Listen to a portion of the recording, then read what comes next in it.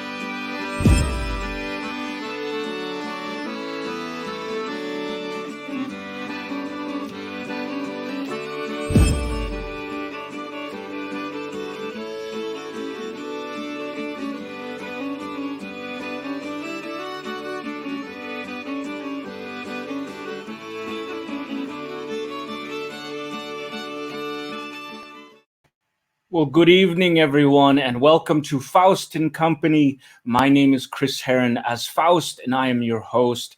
And as always, it is great to see you out there. If you're just tuning in, thank you once again for all the support. If you're out there, please give us a comment and we'll say hello. I can see that there are a couple of you out there already. Kyle, hello to you. And thank you once again for coming. We have a very special episode today.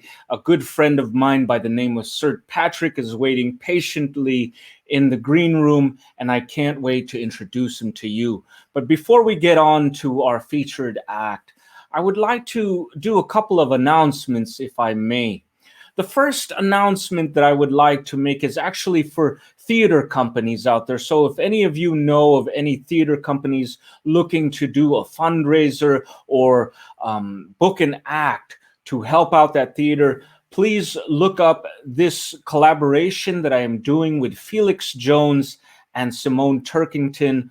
And they are performers from the world famous Magic Castle. We put together a video because we are going on tour virtually with this new show that we call the Orpheum Circuit Tour. So please check out this video that we have in store for you.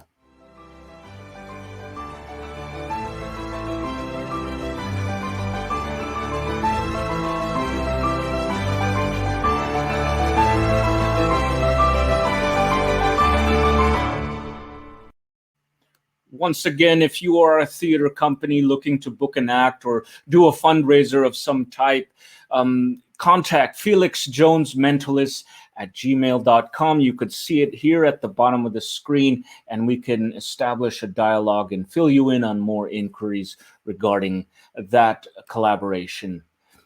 Another announcement that I would like to make is actually a show that will be happening on March 27th. This is a show by Raven and Miggs.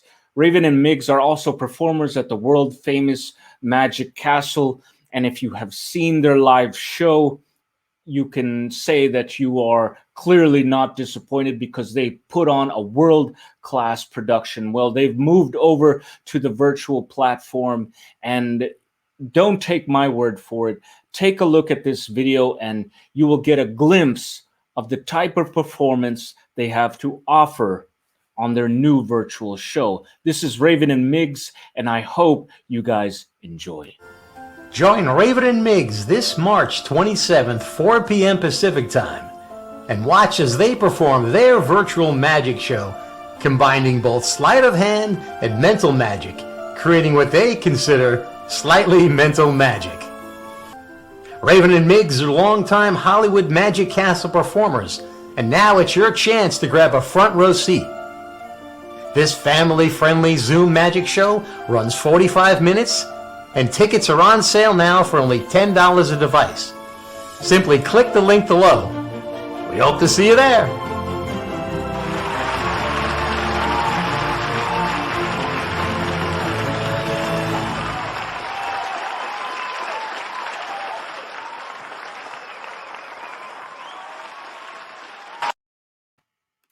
Raven and Migs, everyone. Virtual Magic Show on March 27th.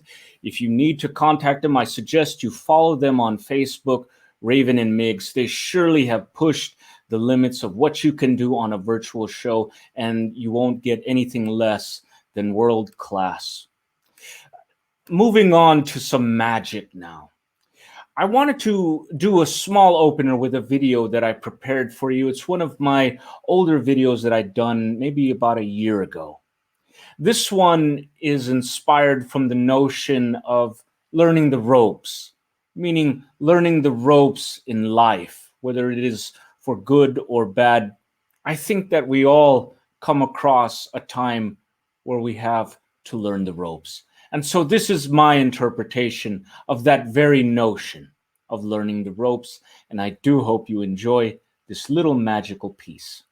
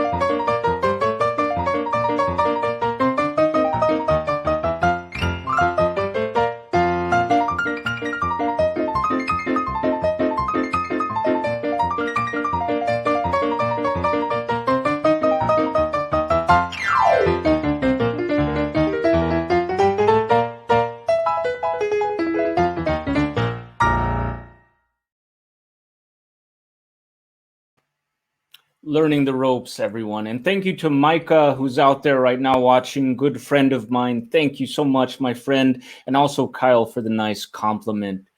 And so it comes to the time where we introduce our featured act, and I know that everyone has been waiting patiently. This featured act is a good friend of mine. He has performed at the world-famous Magic Castle, the Orleans Hotel Casino in Las Vegas, and also Magic Live. He is the winner of the Abbott's National Competition of 2012 and 2014. He has been featured in Magic Magazine. He is Sir Patrick, the magical entertainer and modern vaudevillian.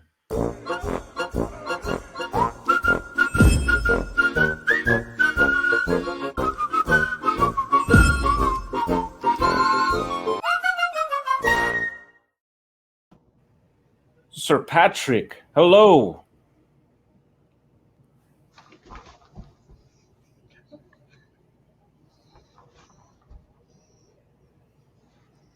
Welcome to Faust Company. Hi, buddy. Pleasure to have you, Sir Patrick. Yes, we are alive. Wow, technology's cool. Sorry, I was just reading the newspaper. You know, Yes. these things are getting so hard to find. I noticed you had a newspaper. That's what it looked like, actually. Yes, these things are getting so hard to find. Did you know that? Well, yes. Actually, very hard to find indeed. Yes, like there's something here I want to show you. Here, I'll show you. All right. There's a little cartoon right there. See? Get that in the frame there. It's a banana. Okay. The guy inside of a banana. Isn't that cool? It's a guy inside a banana going to bed. Well, that is It's funny. You open that up. Oh, Faust, there's a sale on bird feeders. Do you need a bird feeder? well, not at the moment, but Okay, well, here, I'll tear that off for you just in case. just in case. Yeah, I'll tear that off for you and I'll tear these up a little bit more. Oh. Mm. I'm not sure I'll be able to read it. What, you want to be able to read it? Oh. Mm. Here. Oh, here. I got an idea. Here.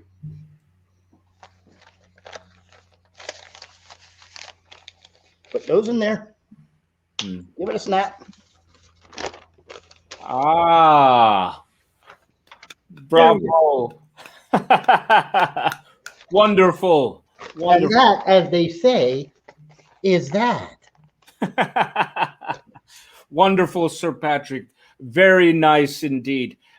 And later buddy. on, how are you doing today, Sir Patrick? I'm doing great. I am here with you and all these lovely people out there in Facebook land.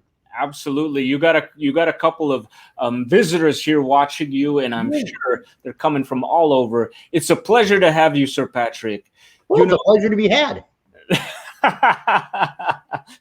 Now, I have to ask you, your style is very distinct. It is reminiscent of the vaudevillian era. I have to ask you, when did you start magic?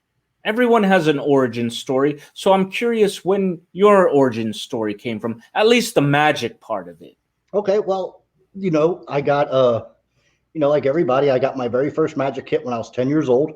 My mother and father bought me, the magic kit when I was 10 years old because they didn't think I was smart enough to figure out how the stuff worked. And well, Yes. praise. Let's just say it horribly backfired. You caught the bug is what happened. Yes, I did. Yes.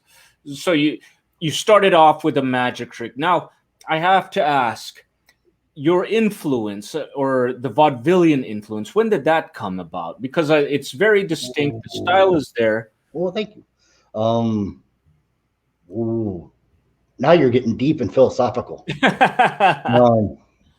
Well, Honestly, that didn't really start until I saw a documentary okay. about Bill Irwin, who is a modern clown and vaudevillian.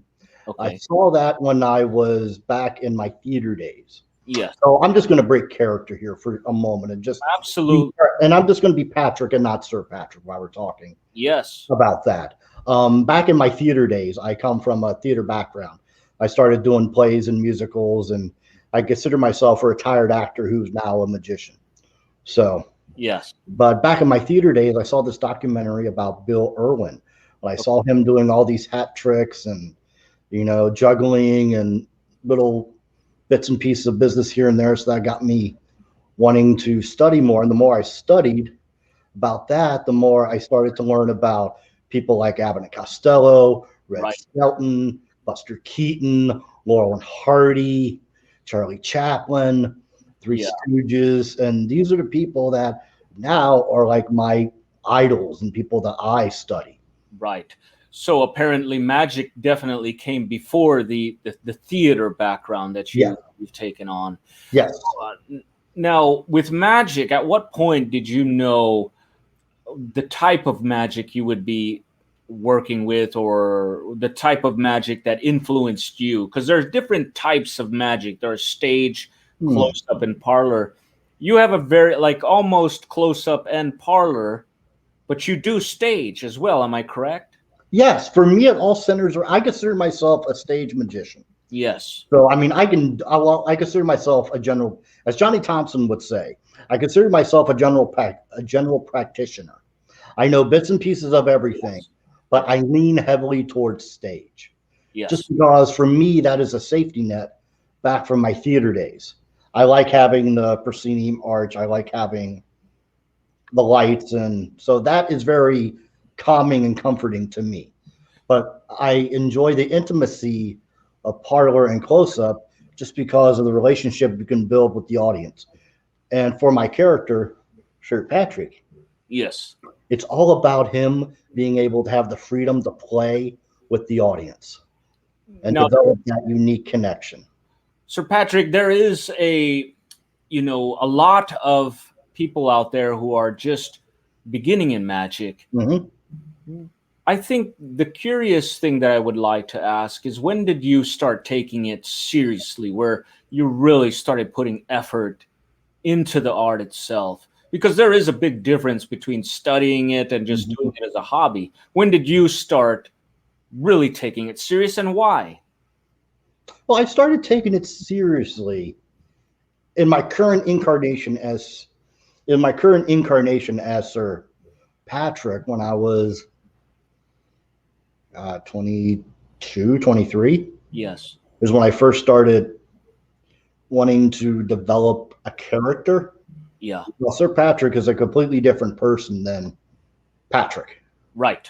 Right. So he can do stuff on stage and that I wouldn't dare dream to do, like myself in real life. Right. I would say around 22, 23. But I used my theater background, my theater training to develop the character and give him legs that he can stand and play with on his own. No, the reason why I asked that is because at some point you decided to compete at the Abbott's national competition. And as many of us know, there are a lot of big names that have been through that competition. That's a pretty serious endeavor. What inspired you to take on that sort of challenge? Well, I just wanted to see where I stood. Mm-hmm. Part of it was I just wanted to say I could do it. And Yeah.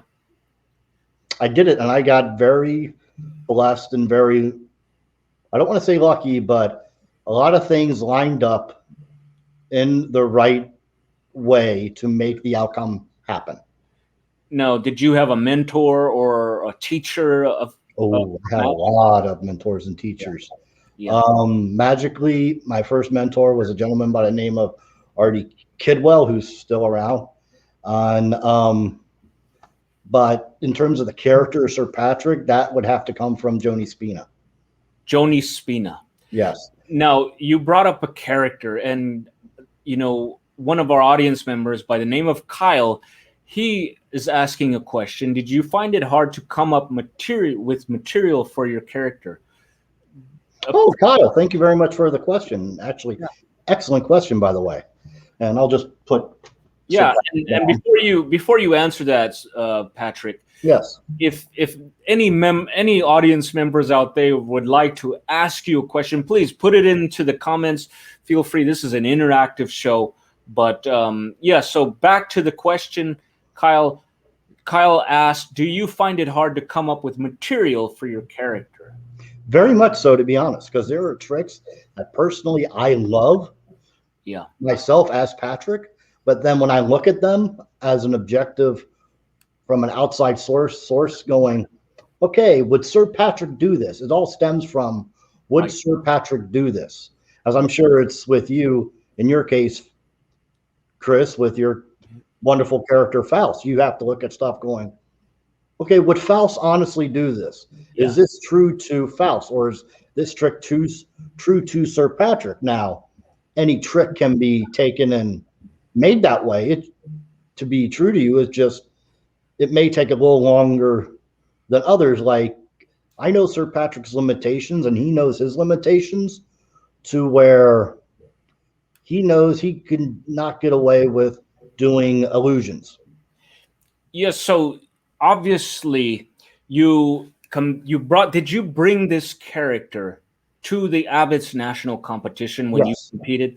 So you brought on a character developed for a magic act is what I'm getting. Yes, I created the character because I wanted to live in my own skin, because people were telling me when I was first starting that I was trying to be something I wasn't. Right. Right. Because of my unique body type and characteristics, I was not being true to who I was, and I was portraying a character that the audience didn't see me as. Right. Right. That is one of the most difficult things that at least I found, was to truly find an authentic voice, and also a character that is fitting of what they see here physically. And it's a combination of that.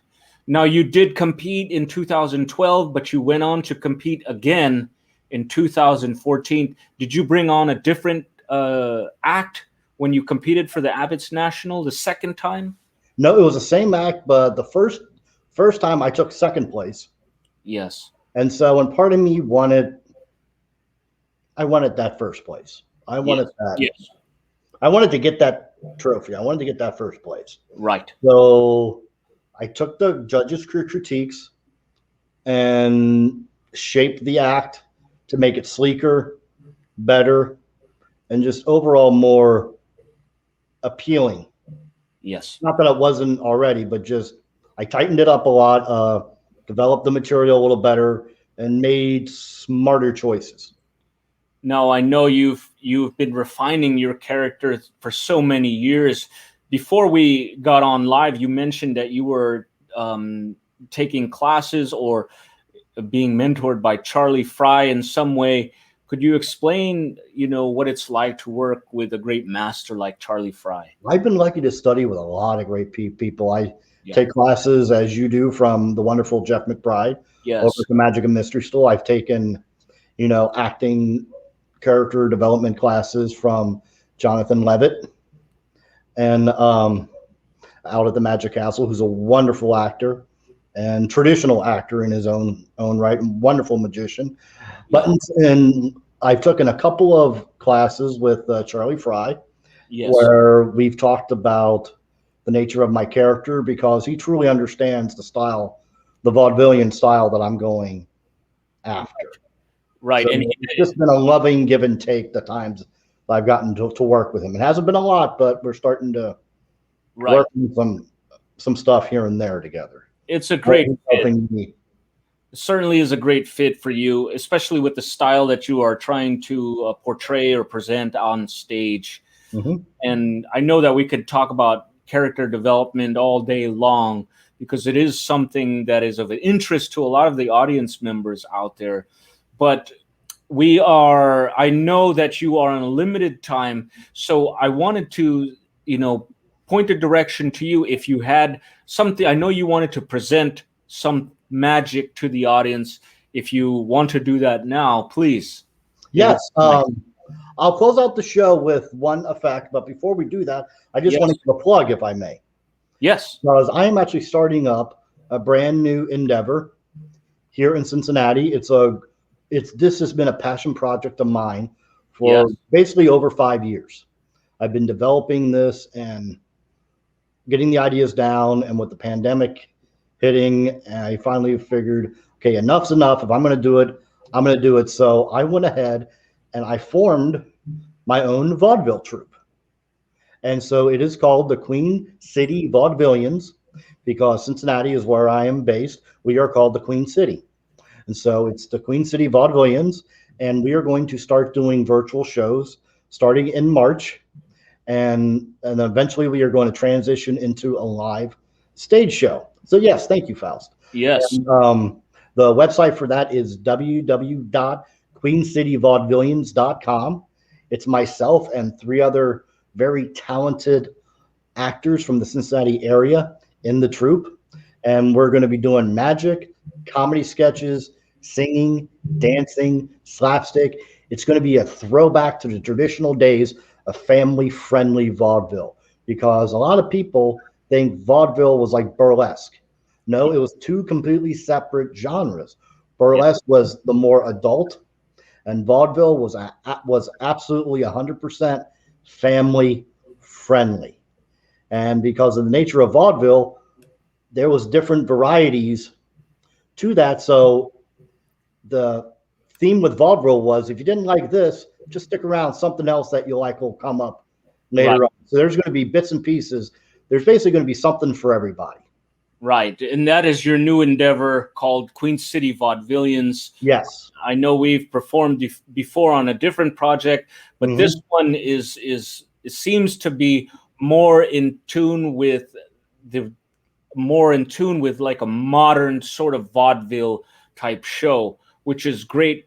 And that is why, the questioning is surrounding your background in theater, so people can expect the theatrical of style that you portray with your character. And it is a pleasure just to have you on to talk about Queen City Vaudevillians. Patrick, I want to go over some social media before anything else. So if you're interested in the Queen City Vaudevillians too, as well as Sir Patrick, the character, you can find him at that website, tricktheshow.com. And he's also on Instagram, and they could reach out to you, right, Sir Patrick? Yes. Yep. Reach out to Sir Patrick if you have any questions on when this show is going to be happening. It's happening real soon. And again, it's called the Queen City Vaudevillians.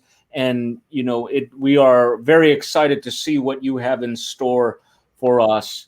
And it's nice to get a good glimpse of what what sort of projects you have. Now, one thing is this is a virtual show, right? Yes. But you mentioned that it is going to go live eventually when we do. Am I correct? Yes, when it's deemed safe to do so. Right. When it is deemed safe, because we have to be safe for ourselves and for the people that we perform for. So when it is deemed safe to do so, we will transition into a live in-person show because let's face it, us performers, we need that live. Right. We need the audience, and the audience needs it too. Well, when you guys are ready, I hope that someday you could bring your whole troupe here. Maybe we could give the audience a small glimpse of what Queen City Vaudevillians does on virtual, and it would be my honor to have you guys on. Oh, that would be great. Thank you, my man. That would be great. So, Sir Patrick, I would like to ask you if you could close out the show with either a thought or Absolutely. Absolutely. Thank you, my friend.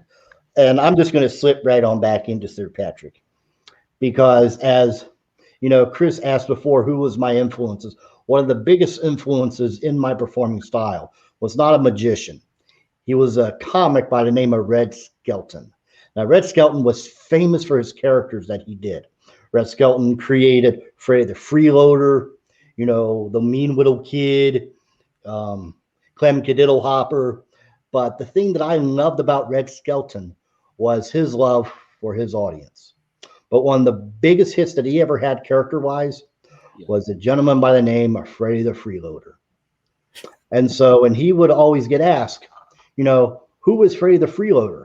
And he would always say it like this, and I'm going to do a little magic trick and tell you exactly the sentiment that came from Red. He would always say, Freddy was a little bit of you, a little bit of me, a little bit of all of us, He's found out what love means. He knows the value of time. He knows that a time is a glutton that eats up life. We say we don't have time to do this or that. There's plenty of time. The trick is to apply it. Our greatest disease in the world today is procrastination. And he knows this, and so do you. He's nice to everybody because he was taught that man was made in God's image. He's never met God in person. And well, the next fella just might be him. He doesn't ask anybody to provide for him because it'll be taking away from you. And Red used to end all of his shows with this little sentiment. And I'm going to end my show this way too. The time has come to say goodnight. My, how time has flown. We've had a laugh, perhaps a tear, and now we hear goodnight. I really hate to say goodnight, for times like these are few. I wish you love and happiness in everything you do. The time has come to say goodnight, and I hope I've made a friend. And so we'll say, may God bless until we meet again. Good night. Thank you, Sir Patrick. It has been a pleasure to have you on Faust and Company tonight. Thank you so much for sharing your story and your magic with us. And we hope to have you come back again, Sir Patrick. Thank you so much. Thank you, my friend. My name is Chris Herren as Faust. This is the great Sir Patrick. We hope to see you soon, and good night. Night.